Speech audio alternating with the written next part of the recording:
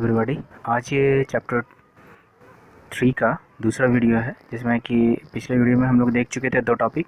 पहला था what is database और दूसरा था जो कैरेक्टरिस्टिक ऑफ डेटाबेस। ठीक है, तो ये हम लोग देख चुके थे। और अगर आप दूसरा वीडियो देख रहे हैं तो पहला वीडियो आप देख ले, जिससे कि आपको चैप्टर पूरी तरह से समझ में आ जाए। तो आज जो हम लोग का दूसरा जो वीडियो है उसका जो पहला टॉपिक है वो है सम इम्पॉर्टेंट टर्म्स। ठीक है, सम इम्पॉर्टेंट टर्म्स। जैसे डेटाबेस में कुछ इंपॉर्टेंट टर्म्स हैं, जैसे कि हम लोग देखे थे ना कि रो का मतलब क्या होता है, यहाँ पे रिकॉर्ड का मतलब क्या होता है, या फिर टपल का मतलब क्या होता है, या फिर आप देखे थे क्या कि कॉलम का मतलब क्या होता है, फील्ड का मतलब क्या होता है। तो वो सारा जो स्पेशल टर्म्स है उसको हम लोग यहाँ पे डिफाइन करेंगे। ठीक है, तो चलिए हम लोग स्टार्ट करते हैं। तो आप देख सकते हैं all the information of the database are fed and stored in the table. ठीक है, सारा कहाँ होता है, टेबल पे होता है। हम लोग देख चुके हैं कि टेबल ही क्या है, बेस है। मतलब अगर टेबल नहीं है तो आप डेटाबेस स्टोर नहीं कर सकते, मतलब डेटाबेस इस्टेब्लिश नहीं कर सकते। The working of database start with the creation of table. देख चुके थे ना हम क्या क्या कर सकते हैं। तो पहला क्रिएशन से स्टार्ट होता है। There are different elements of database package all of which work together to make the database package function, है ना। मतलब कि मल्टीपल फंक्शन है डेटाबेस के, उसको परफॉर्म करके आप किसी डेटाबेस को रिकॉर्ड, मतलब किसी रिकॉर्ड को या डेटाबेस कह लो, उसको आप सही तरह से रख सकते हो। Each element has a specific role to play some of them are. पहला, जैसे कि पहला जो आपका टर्म है उससे रिलेटेड वो है फील्ड नेम। तो आप फील्ड नेम हम लोग पहले भी देख चुके हैं। जैसे मान लीजिए कि अगर ये टेबल है, ठीक है, इसको हम लोग देख लेते हैं। ये टेबल है और इसमें 3 तरह के डेटा रखे हुए हैं। ये मान लीजिए रोल नंबर के लिए है, ठीक है, ये आपका नेम के लिए है, ठीक है, और ये आपका मोबाइल नंबर के लिए है।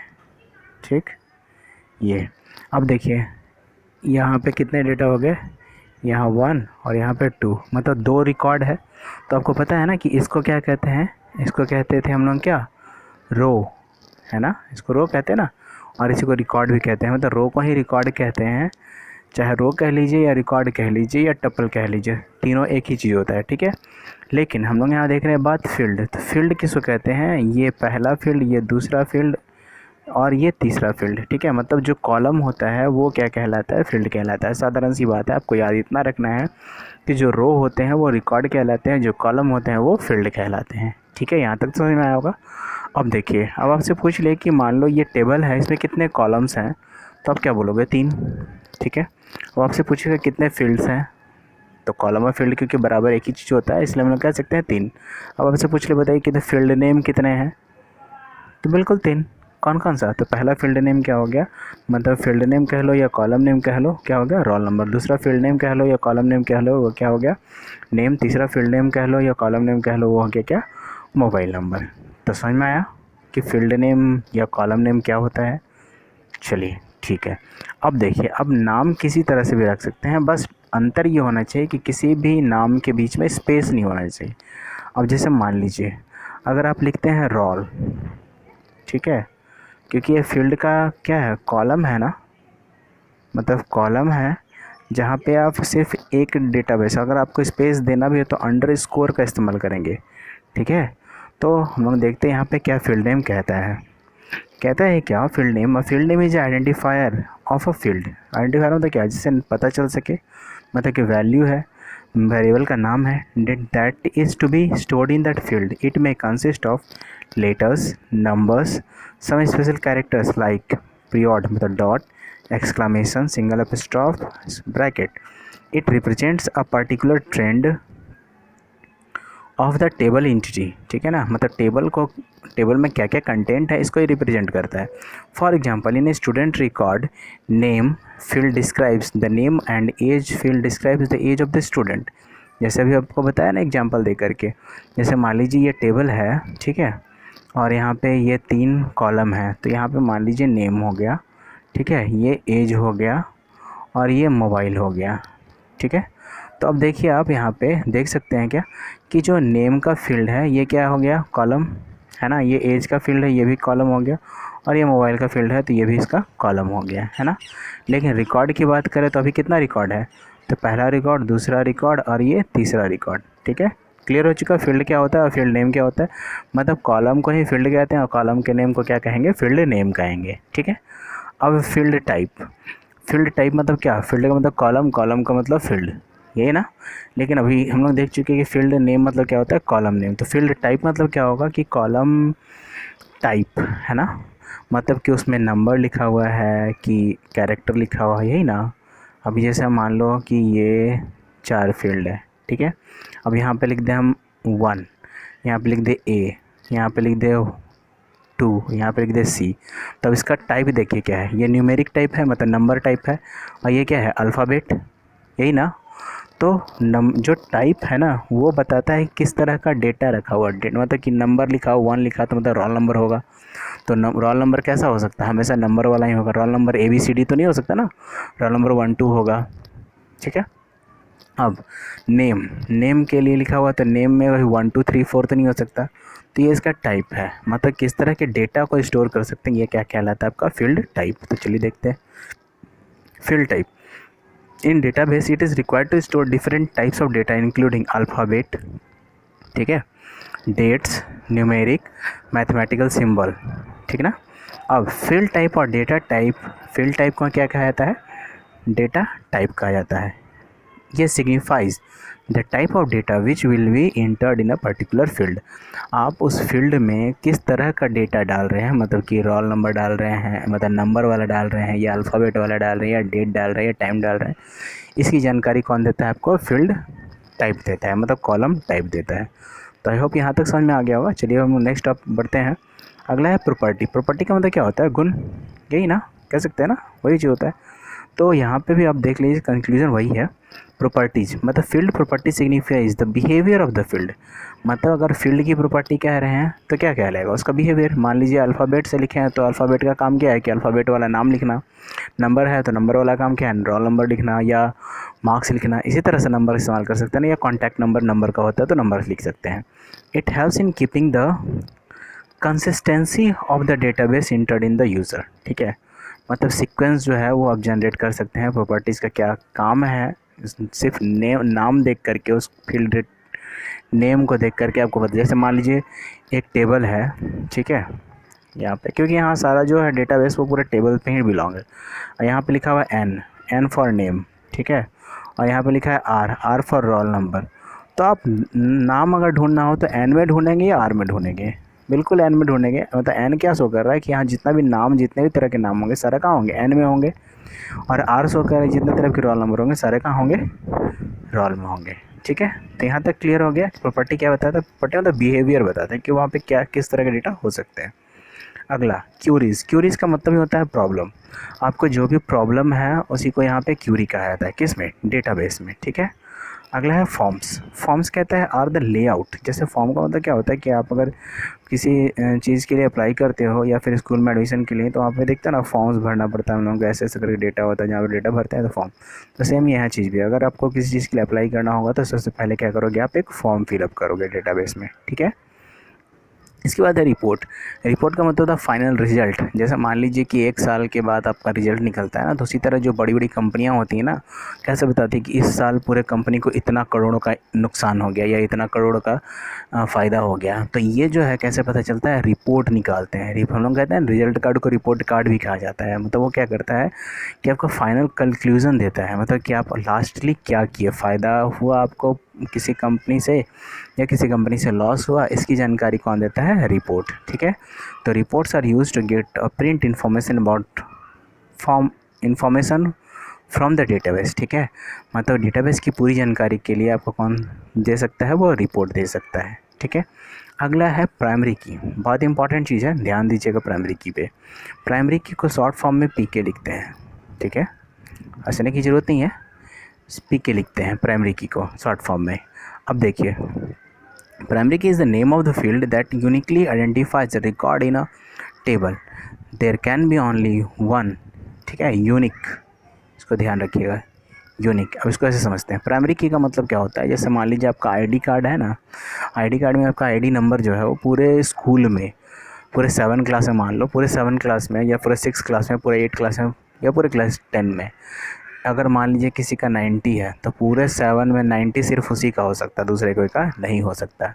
हाँ, सेक्शन में रोल नंबर चेंज हो सकता है। जैसे मान लीजिए कि सेक्शन ए में रोल नंबर किसी ए का है तो सेक्शन बी में रोल नंबर वो वाला हो सकता है, किसी सी नाम का लड़का का हो जाए, लेकिन आईडी क्या रहेगा, हमेशा एक रहेगा। ठीक है, पूरे क्लास में आईडी क्या होगा, एक होगा। तो वैसा वैल्यू जो हमेशा एक रहता है वो क्या कहलाता है, प्राइमरी की कहलाता है। जैसे मान लीजिए मेरा आईडी है 90, ठीक है, और मैं पढ़ता हूँ क्लास 7 में। ठीक है, मेरा आईडी क्या है 90 और मैं पढ़ता हूँ क्लास 7 में, तो पूरे क्लास 7 में दूसरा 90 नंबर का आईडी किसी और का नहीं होगा। जब भी होगा तो किसका होगा, अविनाश का होगा। ठीक है, यहाँ तक समझ में आया। तो प्राइमरी की क्या, प्राइमरी की का मतलब क्या होता है, यूनिक। यूनिक का मतलब क्या होता है, सबसे अलग। तो प्राइमरी की क्या होता है, वैसा वैल्यू जो सबसे अलग होता है वो क्या कहलाता है, प्राइमरी की कहलाता है। जैसे प्राइमरी की क्या हो सकता है, मेरे मान लीजिए हम लोग क्लास 7 में पढ़ रहे हैं या क्लास 6 में पढ़ रहे हैं, तो अगर मेरा जो रोल नंबर है तो पूरे ए सेक्शन में रोल नंबर 1 हमेशा एक ही का होगा, पूरे बी सेक्शन में रोल नंबर 1 हमेशा एक ही का होगा, और सी सेक्शन में रोल नंबर 1 हमेशा एक ही का होता है ना। लेकिन अगर पूरे 7 में देखिए तो अगर 90 आईडी है मेरा, तो 90 पूरे 7 में सिर्फ मेरा होगा। समझ में आया। तो प्राइमरी की मतलब क्या, वो वैल्यू जो सबसे अलग होता है। ठीक है, वो प्राइमरी की कहलाता है। यहाँ तक तो क्लियर।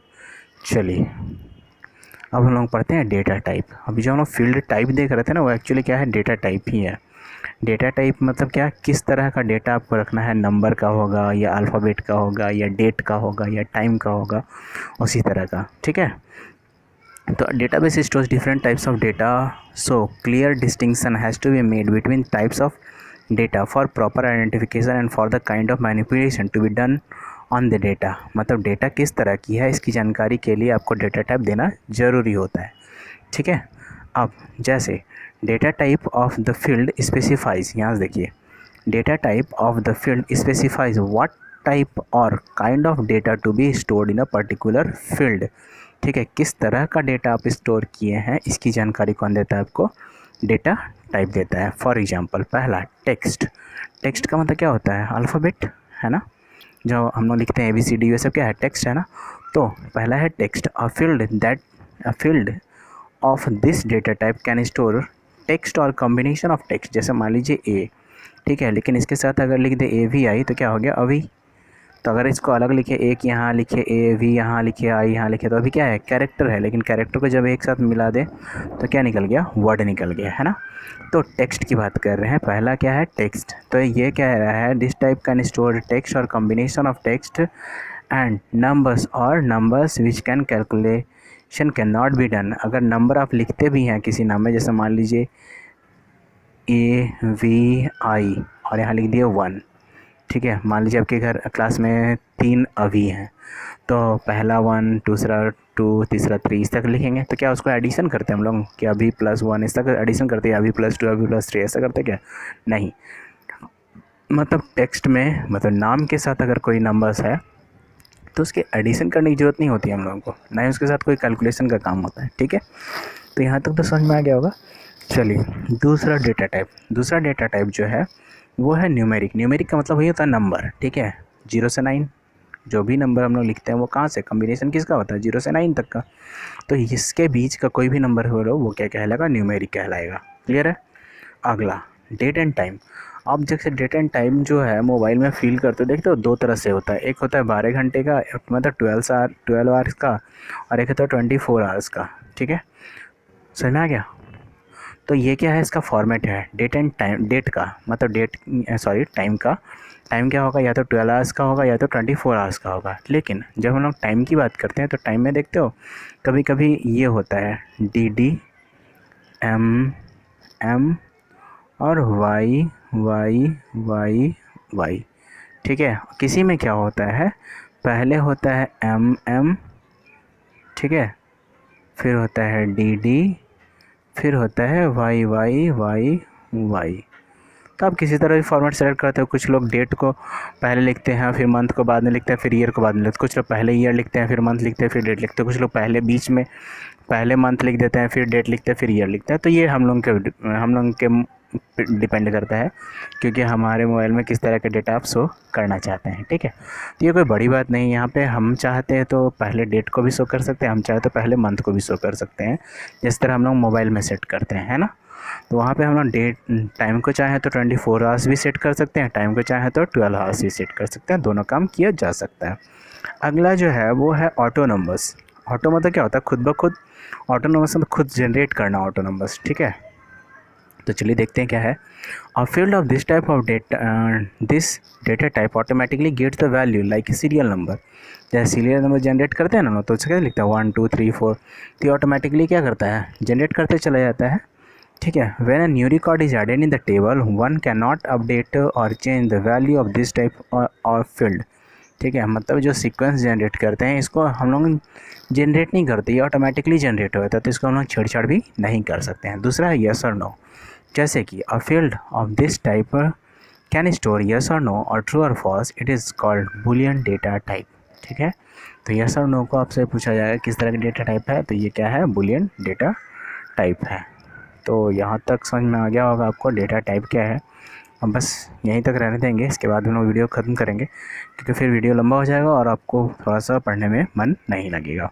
तो हम लोग देखते हैं ये क्या है, steps for working with access, ठीक है। अब जैसे मान लो कि आप डेटाबेस में काम कैसे करते हो, वो फिगर ये बताया है। कह रहा है जैसे ही आप एक्सेस करते हो तो पहला क्रिएट करते हो डेटाबेस, फिर क्रिएट टेबल करते हो, फिर रिकॉर्ड डालते हो, फिर उसका फॉर्म बनाते हो, फिर रिपोर्ट जनरेट करते हो। इसके बीच में क्या क्या करते हो, तो फील्ड नेम डालते हो, किस में, टेबल में, डेटा टाइप डालते हो, प्राइमरी की डालते हो, ठीक है। तो ये काम जो है जनरली क्या है, स्टेप्स हैं, मतलब कैसे उसको एक्सेस करते हैं हम लोग डेटाबेस को, ये, ठीक है ना। तो हम लोग अभी यहीं तक पढ़ते हैं पेज नंबर 40 तक। तो अभी तक जो हम लोग टॉपिक देखे हैं वो क्या है, some important terms of database, ठीक है। और इसके बाद फिर क्या था आपका स्टेप्स वर्किंग विथ एक्सेस। इसके बाद अगर देख ले तो हम लोग चाहे तो इसको पढ़ सकते हैं, लेकिन ऐसा कुछ है नहीं क्योंकि फिगर वाला टर्म्स है। फिर जो स्टार्ट होगा वो यहाँ से होगा, क्रिएटिंग ए टेबल, ठीक है। तो चलो अब आप कहते हो तो वीडियो देख लिया जाता है, आगे करके थोड़ा सा बढ़ा लिया जाता है। तो आप यहाँ पे देख सकते हैं, यहाँ जो है डेटाबेस पैकेज ऑन कंप्यूटर। जैसे मान लीजिए अभी जो है यहाँ पे आपको दिखाया गया है फिगर की कैसे डेटाबेस जनरेट करते हैं, तो ये फिगर बेस्ड है। जैसे कि यहाँ पे देखिए फिगर है, कैसे फिनिश करते हैं, कैसे क्रिएट करते हैं, तो ये इसमें कुछ खास है नहीं, ठीक है। ये जो मेन टर्म है आपको ये ध्यान रखना होगा कि किसको क्या कहते हैं। जैसे आप ये पहली बार नहीं देख रहे हो, आप जब भी लैब गया होगा तो आपको दिखा होगा टाइटल बार क्या कहते हैं, मेनू बार किसे कहते हैं, टूल बार किसे कहते हैं, टास्क पैनल किसे कहते हैं, स्टेटस बार किसे कहते हैं। तो ये जो है फिगर, ये आपको ध्यान में रखना होगा क्योंकि जब आप डेटाबेस पे काम करते हो तो आपको इसकी जानकारी होनी ही चाहिए, ठीक है ना। इसके बाद जो आपका टॉपिक वो जैसे कि आप फ़ाइल क्रिएट करते हो, जैसे तो क्रिएट करने के लिए क्या करो, जैसे क्रिएट करते हो तो देखते हो ब्लैंक फ़ाइल सेलेक्ट करने के लिए कहता है, चाहे वर्ड में चाहे वो पेंट में करो, तो वही ब्लैंक फ़ाइल यहाँ पे सेलेक्ट करके जैसे ही आप क्रिएट पे करोगे तो वो डेटाबेस क्रिएट होना स्टार्ट हो जाएगा, ठीक है। इसके बाद standard tool bar, task panel, status bar, ये सब जो है आप यहाँ से देख के समझ सकते हैं, ठीक है। ये सारा डिस्क्रिप्शन यहाँ पे दिया हुआ है टेबल्स के बारे में, ये इसी चीज़ को यहाँ पे डिफ़ाइन किया गया है, ठीक है। यहाँ तक टेबल विंडो तक, ठीक है ना। इसके बाद है जो वो क्रिएटिंग ए टेबल। तो क्रिएट ए टेबल के लिए हम लोग क्या करते हैं, जैसे मान लीजिए कि यहाँ पे तो टेबल क्रिएट करना है, लेकिन अगर कहीं हम लोग किसी नया फाइल को क्रिएट करना रहता है तो हम लोग क्या करते हैं, Ctrl+N करते तो कि नया फाइल की जनरेट होता है ना। तो सेम उसी तरह यहाँ भी है, पर यहाँ पे डिफरेंस है। यहाँ पे क्या करते हैं हम लोग, टेबल जनरेट करते हैं, वहाँ पे हम लोग फाइल जनरेट करते थे। एक्चुअली टेबल और फाइल एक ही है पर अंतर है थोड़ा सा। तो ये हम लोग क्रिएट टेबल में देखेंगे। तो हम लोग टॉपिक को यहीं पे ख़त्म करते हैं, नेक्स्ट डे हम लोग क्रिएट टेबल देखेंगे क्योंकि फिर वीडियो लंबा होने वाला है और फिर आप सही से पढ़ भी नहीं पाओगे क्योंकि अब रिवीजन भी ज़रूरी है। सिर्फ पढ़ते जाना ज़रूरी नहीं है, आपको रिवीजन करना होगा। आपको पिछले चैप्टर जैसे 1 पढ़ चुके हो, आप 2 पढ़ चुके हो और 3 पढ़ चुके हो, तो आपको अल्टरनेट डे कर करके रिवाइज़ करते रहना है ताकि आप कंसेप्ट को भूलें नहीं, ठीक है। तो आज के लिए इतना ही, मिलते हैं फिर नेक्स्ट वीडियो में नेक्स्ट टॉपिक के साथ। तो thank you, have a nice